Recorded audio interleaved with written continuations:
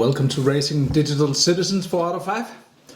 My name is Søren, and this is Jessica, my wife, partner, and quite extraordinary person, if I may say so. Thank you very much. Okay. I had a talk with a colleague of mine who said we were a bunch of amateurs. Is that right? Yeah. Because this is our 8th episode, and I have completely forgotten to say something very important in the beginning, which is, and it doesn't fall natural for me. I'm not very good at these things, you know I me. mean, I heard you're an extraordinary person, so what? You stopped at that. No. It is to say, please subscribe or like. That really helps us. And I think I know why, but that would mean a lot to us if you would, as my American colleague said, pound that subscribe button, please. All right, with that out of the way, have you done it? Oh, good. Good. Pound that subscribe button. That's what he said. Okay.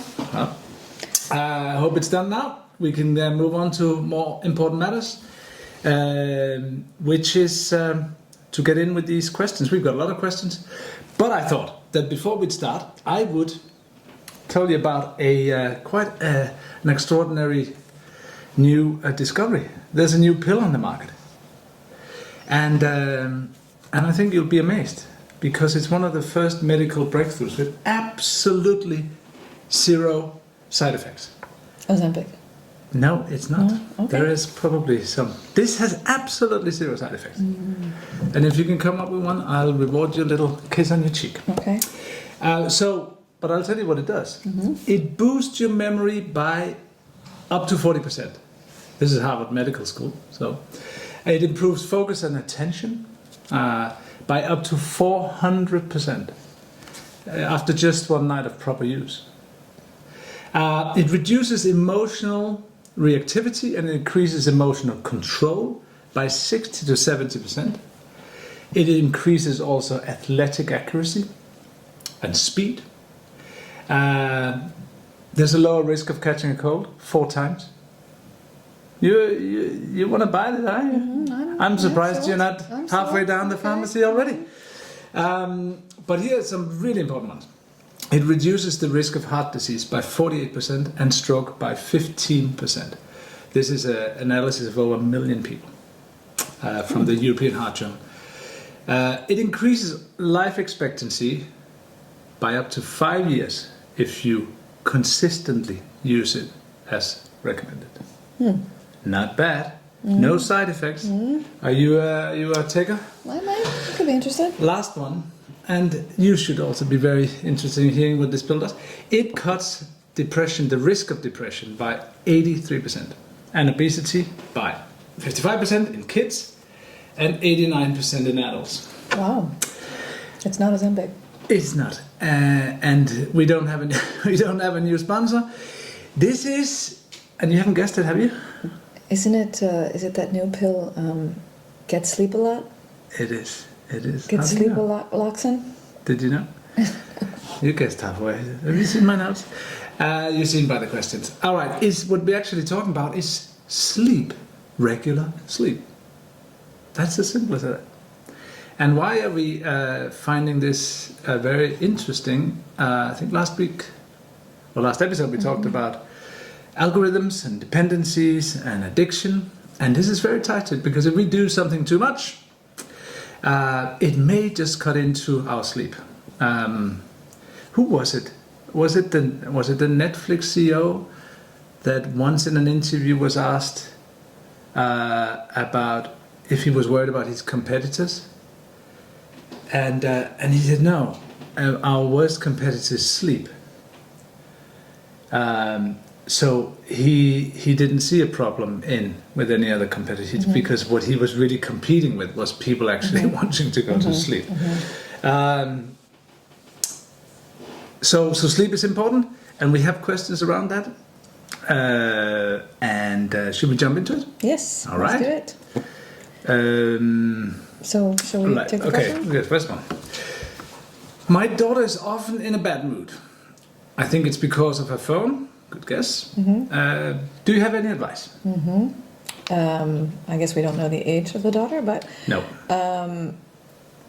well, I believe if we're on this topic, then probably this may have been also tied to this. So I think obviously one of the first things to check is if she's taking the magic sleep-aloxin. Yeah. And if the phone is in her bedroom at night, and if there are any sort of boundaries or rules around that, because it does make a tremendous difference not having the phone in the room. There was just several articles that just came out about this in the Atlantic and the New York Times. It can make a tremendous difference just agreeing to have the phone on charge outside of the bedroom, and discussing some of the benefits of that, getting the awareness from her.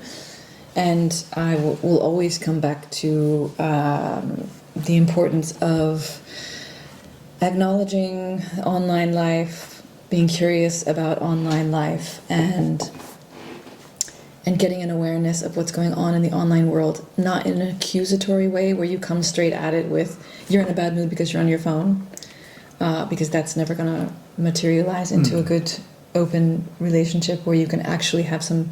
So I think building that kind of trust, and where your daughter feels like she can express herself a little bit more, then you have more of an open door to start altering some of those habits, and ideally getting buy-in from the daughter to make some of those changes. Yeah.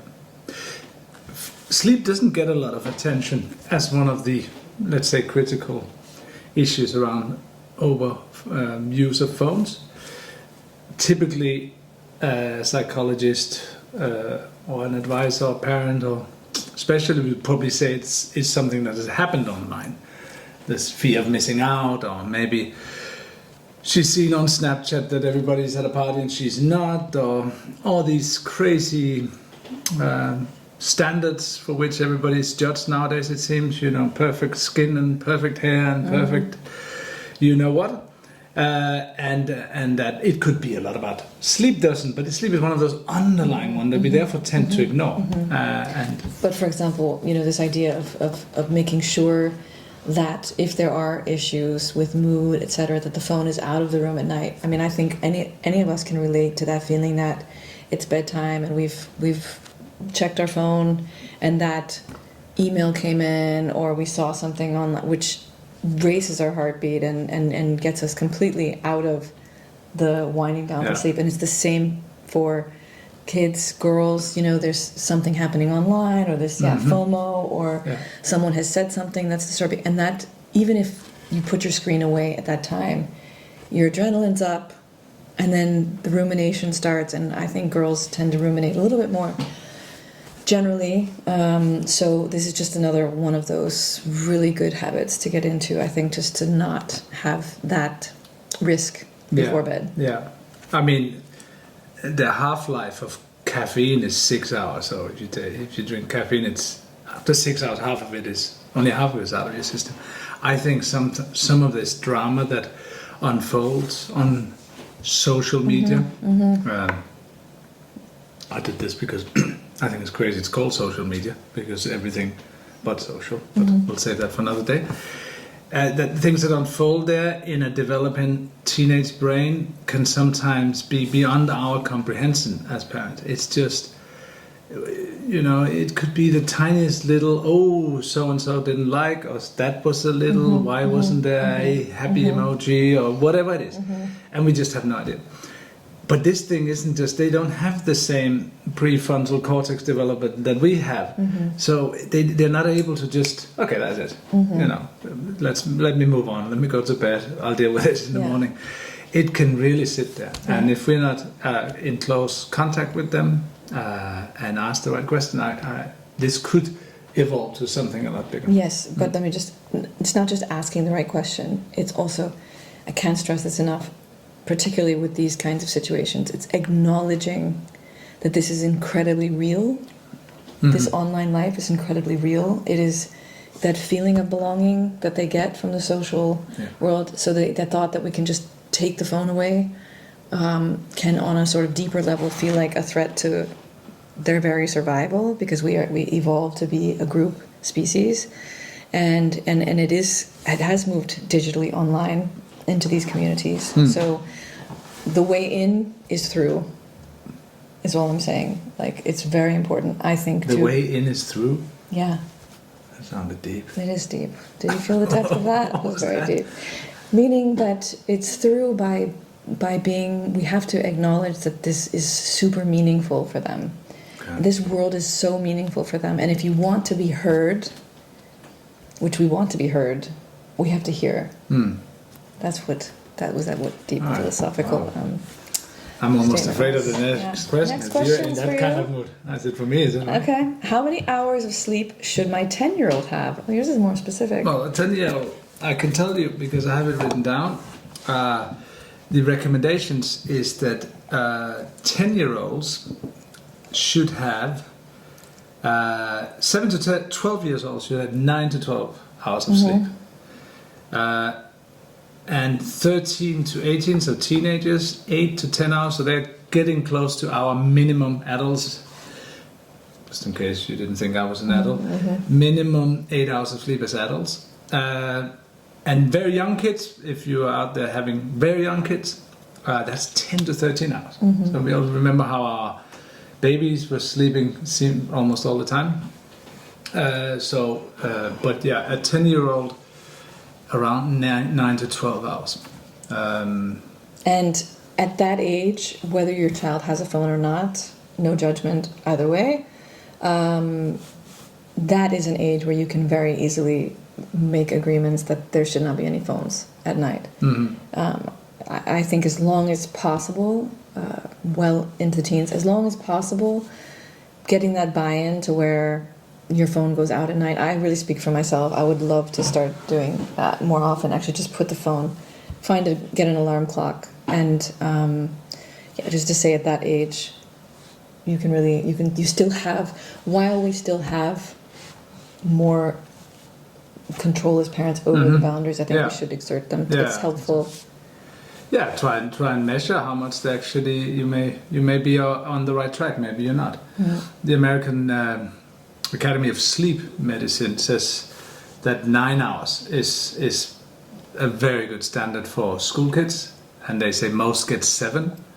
And I think I'm quoting this wrongly, but I think somebody said that it's like running your phone on 60% battery all the time every day, which is fine until it isn't. Until it isn't. So they're just underlining how everybody says that it's important. Can we do another question? Sure. Our teen son always says he's not tired and does not want to go to bed. Sounds like you. When we tell him, can we, I guess, what can we advise? Well, I think for teens, they are, again, at that age, we can't, we can, but I don't think it's super successful model, demand and control of what they're doing with their phones. I think once it's gone that way, it's very difficult to roll it back. But teens are they start to become pretty clever, I would say. So you'd be surprised at how much better they respond to really understanding the science behind why we need sleep, to the benefits they get from having more sleep, and academic. I mean, there's so much research. Well, this pill, we just said it there. Cool.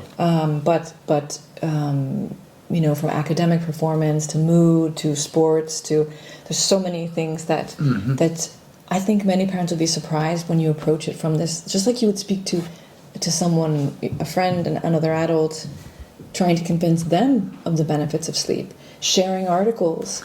There was actually a Stanford basketball study, and I remember this because I used it with Sebastian, our son. Okay. Because depression and heart disease is not typically what you want to discuss with your kids, but they had shown that free throws increased by 9% just by having a good night's sleep, and that's somebody, he's out trying for some basketball team. Now that's something he understands. Yes, you know? and he's just 13. But so finding things that appeal to them, appeal to their age, that they can actually think, oh wow, that's really going to benefit me. Oops. Sorry about that interruption. And I was going to say, it's very important that you turn your phone off when you're in class or in a meeting or something important. Yeah. It's really, because it can be very distracting. It could be very distracting if people are listening. But you snap right out of it. That's. Okay. Yeah, we do. Okay. Anyway, it's with our daughter. Good. She's older. She's 16, and I often, because we're on Instagram together, but that's another thing. I often send her news articles or facts that I know will appeal to her. So health facts or... Are there facts on Instagram? I didn't know that. I knew I was going to get reamed for that. Can you tell me next time you see something? I share only the big outlet newspaper links with her. And let me know next time you see a verified facts on a social media. Anyway, from newsworthy outlets. My point is that I'm always fascinated by how well she responds to whether it's about eating well or facts about sleep, things that appeal to her growing, mature sense of self that can be empowering. And I think that the more you get the buy-in from the child, from the teen in particular, the better it is. I mean, that's what we're raising adults. So speak to them as you would a friend. Some of the classic advice also, I guess, is around kids and sleep time and phones is have a period before you go to bed where there is no phone. Yeah. As you said before, that's that blue light thing and the what's it called? Melatonin blockage that happens there. Also, turning off notifications. What are we? Where are we on leaving? I think the official, if there is such a thing, advice on phones in the bedroom is to not have phones in the bedroom. That's what we've just talked about. I think. I mean, obviously, I think as long as you can have a say over it. It's much better not to have the phone in the bedroom, and we did that with both our kids. When we've started out with the Raising Digital Citizen kit and the agreement, that was one of the part of the agreement that they bought into, and that was wonderful. And they were both really good about it. I would say. Yeah. I think it really depends on your child if they are responsible about it. Right now, we find that our kids are very responsible with their sleep and their phones, but if it became a problem, or if it became, particularly for our son, I would say. Yeah, but you see, our kids look up to their dad a lot, and he's very good with his sleep and has been for the last 7 years since I started my whole sleep routine. Yeah, that's true. You're a bit of a sleep guru. The whole thing, mask, sleeping, the whole thing. Yeah. Joking aside. It's a varying issue, but measure the time a little bit. Check it out. Follow some of these general advice. Don't think they don't understand it. See if you can log into something that they find important, whether it's improvement in basketball or general health and notification and performance if they're into their grades and whatever. But it is something, again, the more that they are buying into it, the more that they are understanding, then there can be times where it may become, they might have a great period where they're managing it well, and then they have a period because something's going on in their life. They're having boyfriend issues or girlfriend issues or friend issues, and then it can become a bigger problem. Yeah. I mean, I'm not a sleep guru, and I could certainly take our own advice, and I'm working on it every day. And if anything, I'm the one that can share my stories with our kids of how it affects me, because I'm not as regimented as some people over here. But I think it's also good to be honest about our own struggles. Absolutely. with the screen, and like we're not perfect. No. I know many adults struggle with the same things. Yeah. Have we got time for one last question? I think so. How many do we have left? I think- Take one more. Yeah. Do you address the issue of sleep in your RDC kit, in the Raising Digital Citizens kit? And you want me to answer that? Please. All right. Well, I should have asked you about that, but I can tell you there are indeed questions in the Raising Digital Citizens kit. I'm becoming very commercial, aren't I? I mean, I did. By the way, commercial, not this is for good cause. But hit the subscribe button and like button. No, pound it. Pound it. Pound it. We do have. I took some out. I'm not going to read them all for you, but I'm just saying they're all in the well-being category, right? Yeah. Like how long before is really the recommendation? Stop looking at your phone. Let me for just. better I'm sleep. just going to take it. Can I just take over this a little bit here? Okay, sorry. I'm just going to say the reason I want to take over Going is to because. sleep now. Sorry. I would say I was a little more involved doing these with the kids, no? So I think what's great about this is that this is just a way of, like, some of these questions seem really basic, but, you know, what are some of the most important things that are proven for well-being? This is for the child to answer and really think about and come up with some of these ideas. Again, we don't give them the answer, we wait. And obviously, now we do have some answers on here, but we want to see what they know. What do they associate with well-being? What do they already know Sleep better be on here. about well-being? Of course it is. But it's really fascinating to hear what they know. This is just one of those examples of we assume kids know so much. You'd be surprised what they know and what they don't know. So this is a wonderful way of that generational effect, which we've talked about in other episodes, where they come up with some of these answers, and because of that, it sits more in their knowledge bank, so to speak. Do you know how much sleep and exercise is recommended for kids of your age group? How can you make sure you meet those recommendations? Again, makes you think.